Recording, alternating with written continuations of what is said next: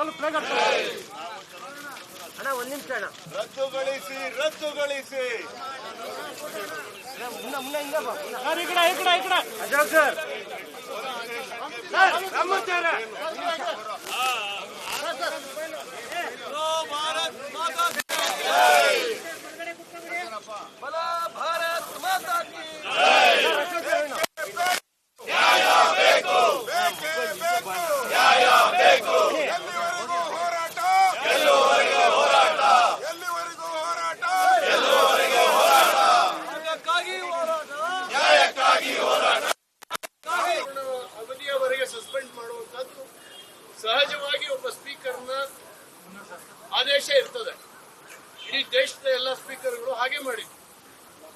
ಆದರೆ ಕರ್ನಾಟಕ ರಾಜ್ಯದ ಇತಿಹಾಸದಲ್ಲಿ ಪ್ರಥಮ ಬಾರಿಗೆ ನಮ್ಮ ಸ್ಪೀಕರು 6 ತಿಂಗಳ ಕಾಲ ನಮ್ಮ 18 ಜನ ಶಾಸಕರನ್ನ ಅಮಾನತುಗೊಳಿಸಿದ್ದು ಮಾತ್ರ ಅಲ್ಲ, ಅವರು ವಿಧಾನಸೌಧದ ಒಳಗಡೆ ಬರಬಾರ್ದು, ಲಾಂಜಿ ಕೂಡ ಬರಬಾರ್ದು, ಅವರ ಪತ್ರಗಳಿಗೆ ಮಾನ್ಯತೆ ಸಿಕ್ಕಬಾರ್ದು, ಉಪಸಮಿತಿಗಳಲ್ಲಿ ಅವರು ಭಾಗವಹಿಸಬಾರ್ದು.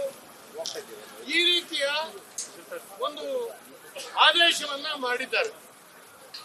ಅವರು ಮೊನ್ನೆ ದಿನ ಸ್ಟೇಟ್ಮೆಂಟ್ ಕೊಡ್ತಾರೆ, ಸ್ಪೀಕರ್ಗೆ ಎಂಟೈರ್ ಶಾಸಕರನ್ನ ಕಿತ್ತಾಕುವಂತ, ಶಾಸಕ ಸ್ಥಾನದಿಂದ ಕಿತ್ತಾಕುವಂತ ಅಧಿಕಾರ ನನಗಿದೆ ಅಂತ ಹೇಳ್ತಾರೆ. ಅವರು ಇನ್ನೂ ಹೆಚ್ಚು ಕಮ್ಮಿ ಆದ್ರೆ ಇನ್ನು ಉಗ್ರವಾದಂತ ಶಿಕ್ಷೆ ಕೊಡ್ತೀನಿ ಅಂತ ಹೇಳ್ತಾರೆ. ಬಹಳಷ್ಟು ಜನಕ್ಕೆ ಬಹಳಷ್ಟು ಅಧಿಕಾರ ಕೈಯಲ್ಲಿ ಇರ್ತದೆ. ಕುರುಡನ ಕೈಗೆ ದೊಣ್ಣೆ ಸಿಗದಂಗೆ ಆಗಬಾರ್ದು. ಅಧಿಕಾರ ಚಲಾಯಿಸುವ ಒಂದು ಮಾನಸಿಕ ಸ್ಥಿತಿ ಮತ್ತು ಬುದ್ಧಿವಂತಿಕೆ ಅವರಿಗೆ ಇರಬೇಕಾಗ್ತದೆ. ರಾಜಕಾರಣದಲ್ಲಿ, ಪ್ರಜಾತಂತ್ರದಲ್ಲಿ ಹೋರಾಟ ಇವೆಲ್ಲವೂ ಕೂಡ ಇರುವಂತದ್ದೇ. ಇದೇ ಕರ್ನಾಟಕ ಅಸೆಂಬ್ಲಿ ಒಳಗಡೆ ನಾವು ನೋಡಿದ್ದೇವೆ. ಮೈಕ್ ಅನ್ನ ಕಿತ್ತು ಸ್ಪೀಕರ್ ಮುಖಕ್ಕೆ ಹೊಡೆದಿದ್ದನ್ನು ಕೂಡ ನೋಡಿದ್ದೇವೆ. ಸ್ಪೀಕರ್ನ ಸ್ಥಾನದಿಂದ ಡೆಪ್ಟಿ ಸ್ಪೀಕರ್ ಒಬ್ಬರನ್ನು ಎಳೆದು ಹಾಕಿ ಅವರು ಮಾನಸಿಕ ವೇದನೆಯಿಂದ ಆತ್ಮಹತ್ಯೆ ಮಾಡ್ಕೊಂಡಿರ್ತಕ್ಕಂಥದ್ದು ನಾವು ನೋಡಿದ್ದೇವೆ. ಇದು ಇತಿಹಾಸ.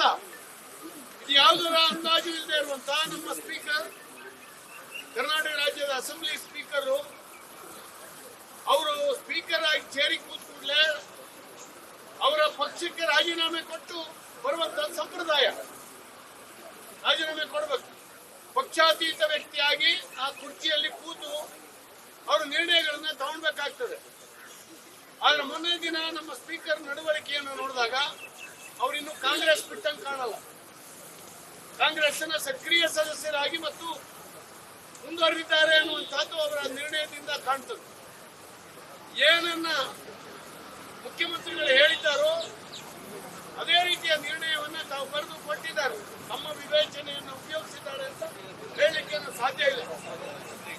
ಹಾಗಾಗಿ ಇವತ್ತು ಇಂತಹ ಒಂದು ಸರಳ ಸಂದರ್ಭ ಇದು. ಪ್ರಜಾತಂತ್ರ ವಿರೋಧಿಯಾಗಿರ್ತಕ್ಕಂಥ ನಿರ್ಣಯವನ್ನ ಸ್ಪೀಕರ್ ಅವರು ಕೈಗೊಂಡಿದ್ದಾರೆ. ಅವರ ಈ ಪಕ್ಷಪಾತಿ ಧೋರಣೆಯನ್ನು ನಿಲ್ಲಿಸಬೇಕು.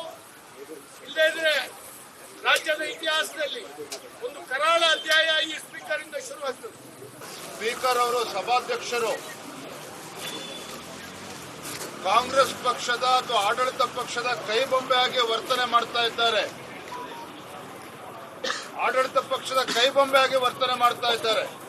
ಇಲ್ಲ ಅಂತ ಹೇಳಿದ್ರೆ ಇವತ್ತು 18 ಶಾಸಕರನ್ನ ಈ ರೀತಿ ಸಂವಿಧಾನ ಬಾಹಿರವಾಗಿ 6 ತಿಂಗಳ ಕಾಲ ಅನೇಕ ಷರತ್ತುಗಳನ್ನ ಒಳಪಡಿಸಿ ಈ ರೀತಿ ಅಮಾನತು ಮಾಡೋದಕ್ಕೆ ಸಾಧ್ಯ ಆಗ್ತಾ ಇರಲಿಲ್ಲ.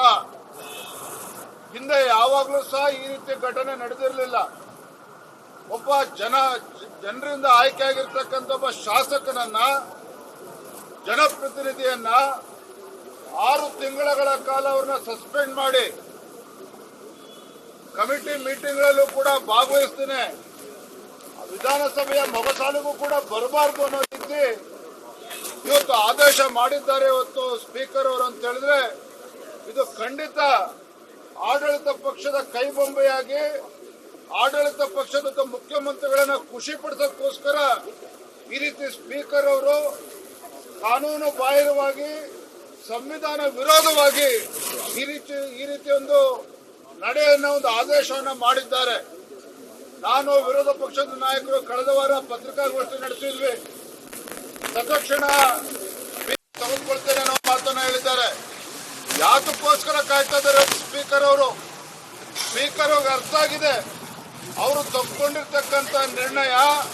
ಸ್ಪೀಕರ್ ಅವರೇನು ನಮ್ಮ 18 ಶಾಸಕರನ್ನ ಸಸ್ಪೆಂಡ್ ಮಾಡಿದ್ದಾರೆ, ಇದು ಸಂವಿಧಾನ ವಿರೋಧಿ ಅನ್ನುವ ಅಂಶ ಸ್ಪೀಕರ್ ಅವರು ಕೂಡ ಅರ್ಥ ಆಗಿದೆ. ಆದರೂ ಕೂಡ ಆಡಳಿತ ಪಕ್ಷದ ಒತ್ತಡಕ್ಕೆ ಮಣಿದು ಇವತ್ತು ಸ್ಪೀಕರ್ ಅವರು ಕೂಡ ಬಂಡತನವನ್ನ ಪ್ರದರ್ಶನ ಮಾಡ್ತಾ ಇದ್ದಾರೆ.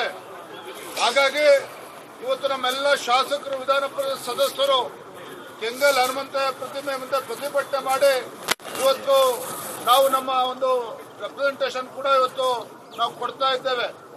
ಈಗಲಾದ್ರೂ ಕೂಡ ಸಭಾಧ್ಯಕ್ಷರನ್ನ ಅರ್ಥ ಮಾಡಿಕೊಂಡು ಅವರು ಮಾಡಿರ್ತಕ್ಕಂಥ ಒಂದು ಆದೇಶ ಕಾನೂನಿನ ವಿರುದ್ಧವಾಗಿ, ಸಂಸದೀಯ ನಡವಳಿಕೆ ವಿರುದ್ಧವಾಗಿ ಯಾವ ರೀತಿ ಒಂದು ಆದೇಶವನ್ನ ಮಾಡಿದ್ದಾರೆ, ಆ ಒಂದು ಆದೇಶವನ್ನ ಹಿಂಪಡಿಬೇಕು.